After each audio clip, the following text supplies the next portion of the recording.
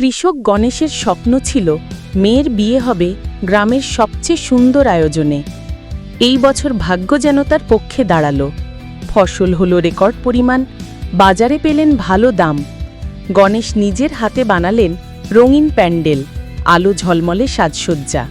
গ্রামের সবাই এসে বলল, এমন বিয়ে গ্রামে আগে দেখিনি। মেয়েকে সাজিয়ে তুললেন রাজকন্যার মতো।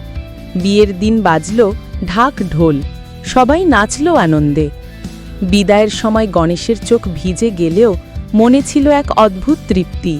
আজ তার স্বপ্ন পূরণ হল, মুখে ফুটল গর্ব আর সুখের হাসি।